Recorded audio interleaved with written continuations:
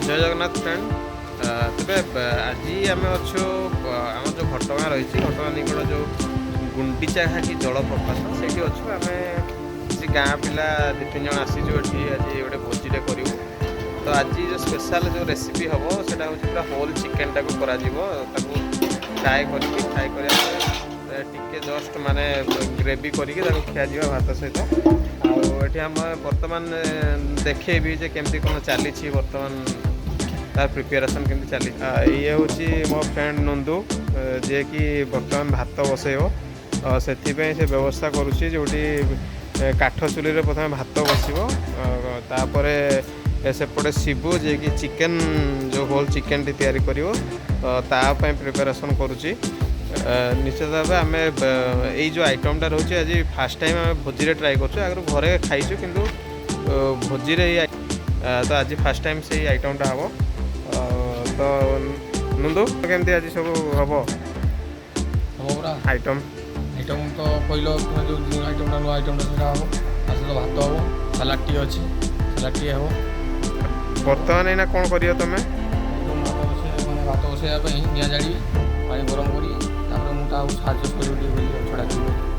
छड़ा भाव आज जो हूँ आइटम टे बहुत भल हम बोली आमर आशा अच्छी।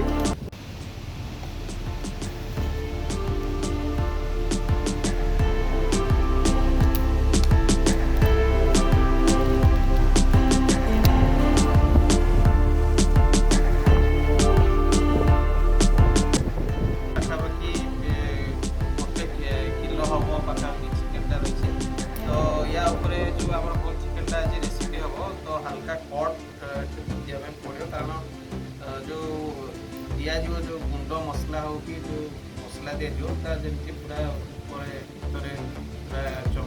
मांस भितर जमी पूरा भल भाव भेद आफल टेस्ट भी भल आसे सब टे कट मुझे लगे देखिए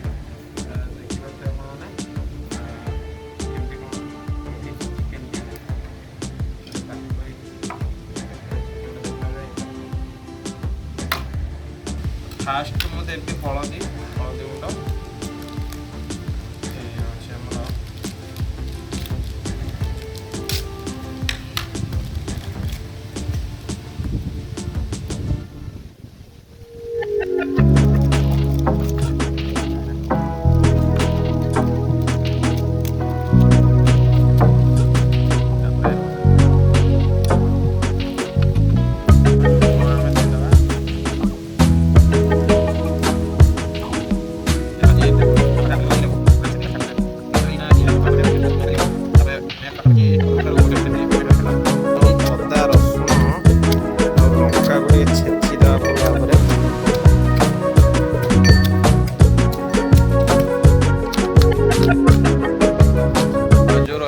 गुंड प्याज अदा रसुण तार बर्तमान पेस्ट पूरा पूरा भल भाव में पेस्ट कर दिखाई प्याज रसुण अदा एपटे मुझे देखेबी जो आम जो चिकेन टी थिला चिकेन टी पाखापाखि अध घंटे पाखापाखि ये ऊपर हो गला मेरीनेट हो पूरा भल भाव में मेरीनेट हो तेज आम तापर कौन कौन दबा बाबू कॉर्नफ्लावर तबे कॉर्नफ्लावर आम कॉर्नफ्लावर सहित बेसन किसी आनीचु गोटे अंडा भी अच्छी तो आगे आम कॉर्नफ्लावर दबा तापर बेसन किसी दबा तापर जो रही जो कंचा मसला जो देखिपे ये मसला सबको गोला जीव आगे प्रोसेस देखो कॉर्नफ्लावर बेसन दिया अंडा को छाड़ी अंडा कटा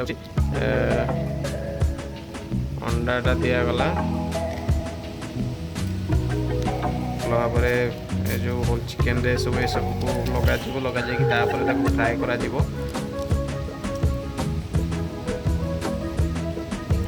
जो सब जी सब गुंड मसला रही है बर्तमान जो क्वांटिटी जी दरकार से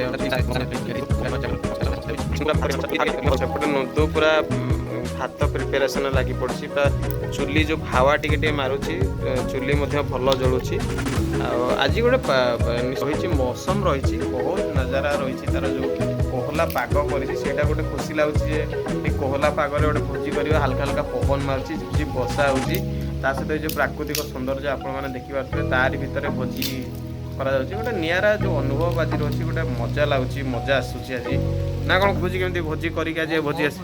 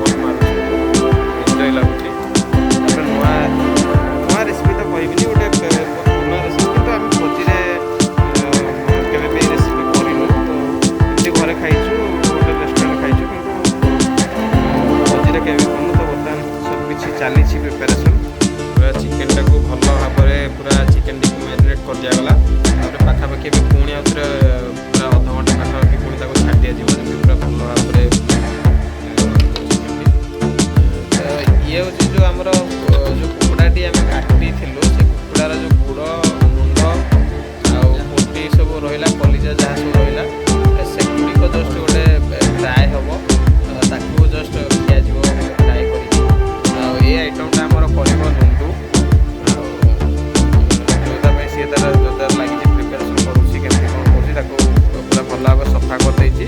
ସଫା କରିକି ତାକୁ ବର୍ତ୍ତମାନ ଏଠି ରଖିଛି।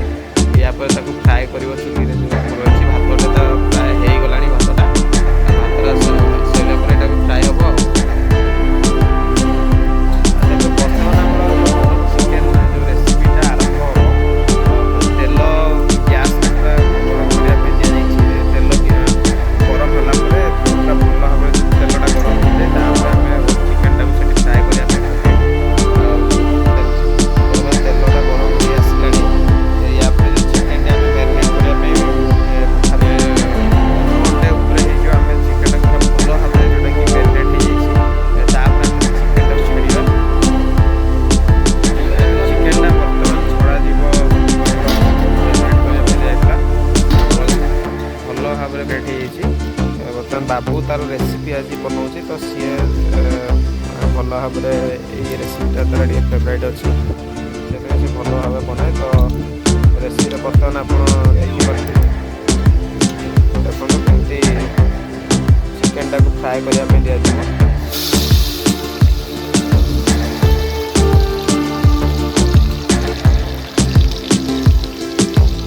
ଚିକେନ୍ଟା ବର୍ତ୍ତମାନ ତେଲରେ ପୁରା ତେଲ ଭଲ ଭାବରେ ଗରମ ହେଇଥିଲା। ଚିକେନ୍ଟା ପୁରା ଛାଡ଼ି ଦିଆଗଲା ତା ଉପରେ ଫ୍ରାଏ ହେବା ପାଇଁ।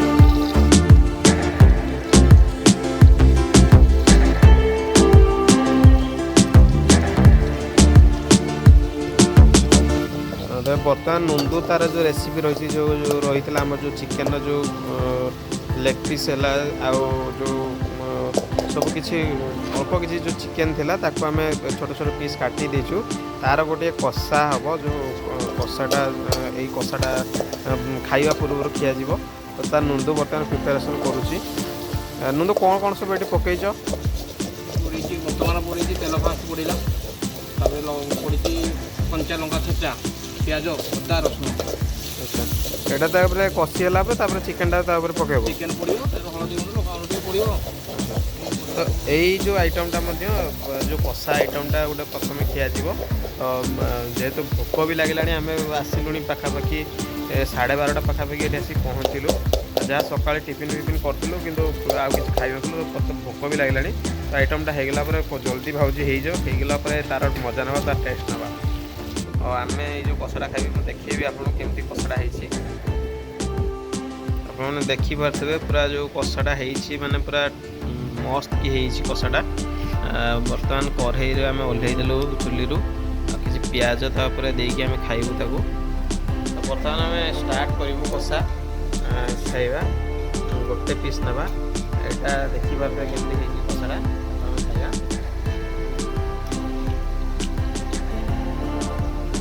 ୱାଓ, ମାନେ ଏତେ ସୁନ୍ଦର ହେଇଛି, ପୁରା ପରଫେକ୍ଟ ସିଝି ଯାଇଛି। ରାଗ ବି ବଢ଼ିଆ ହେଇଛି, ମାନେ ଟିକେ ହାଲକା ହାଲକା ରାଗ ହେଇଛି, କିନ୍ତୁ ଟେଷ୍ଟ ପୁରା ଯେଉଁଟା କୁହନ୍ତି ସୁପର, ପୁରା ସୁପର ହେଇଛି। ମୁଁ ଆଉ ଗୋଟେ ପିସ୍ ନେଉଛି, ଆପଣ ଦେଖନ୍ତୁ। ୱାଓ, ବଢ଼ିଆ ଲାଗୁଛି, ବଢ଼ିଆ ହେଇଛି।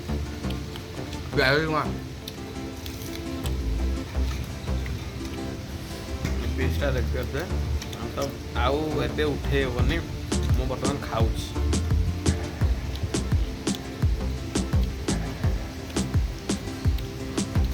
ବର୍ତ୍ତମାନ ଆମର ଯେଉଁ ହୋଲ୍ ଚିକେନ୍ଟି ତାକୁ ଫ୍ରାଏ କରାଯାଉଥିଲା, ତାହା ବର୍ତ୍ତମାନ ପୁରା ଫ୍ରାଏ ଭଲ ଭାବରେ ହେଇଯାଇଛି। ତାକୁ ବର୍ତ୍ତମାନ ଆମେ କାଢ଼ିଦେବୁ। ବର୍ତ୍ତମାନ ଆମେ ସେ ଯେଉଁ ହୋଲ୍ ଚିକେନ୍ଟା ପୁରା ଦେଖନ୍ତୁ କେମିତି ପୁରା ଭଲ ଭାବରେ ଫ୍ରାଏ ହେଇଯାଇଛି। ତାକୁ ଆମେ ବର୍ତ୍ତମାନ କାଢ଼ିଦେବୁ। କାଢ଼ି ସାରିଲା ପରେ ରଖିକି ପୁଣି ତାପରେ ଯେଉଁ ହାଲକା ଯେଉଁ ଗୋଟା ମସଲା ଅଛି, ସେ ଗୋଟା ମସଲା ଫ୍ରାଏ ହେଲା ପରେ ତାକୁ ତାପରେ ପକାଯିବ। ଦେଖିପାରୁଥିବେ ଚିକେନ୍ଟି ବର୍ତ୍ତମାନ एकदम भल भाव फ्राए हो।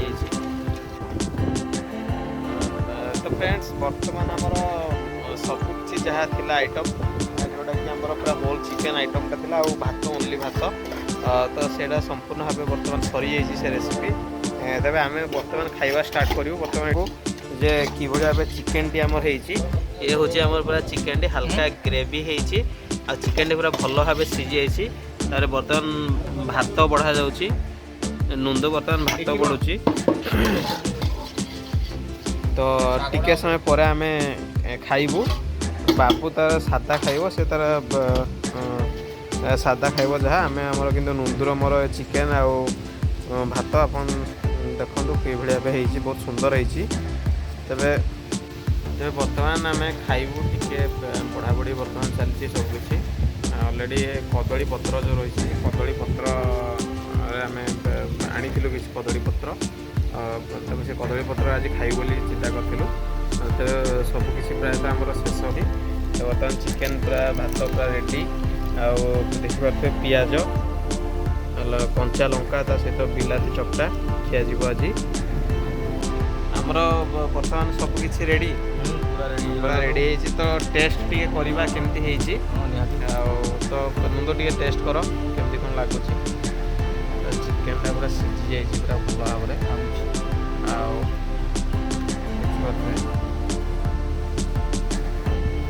ପୁରା ମାନେ ପୁରା ବଢ଼ିଆ,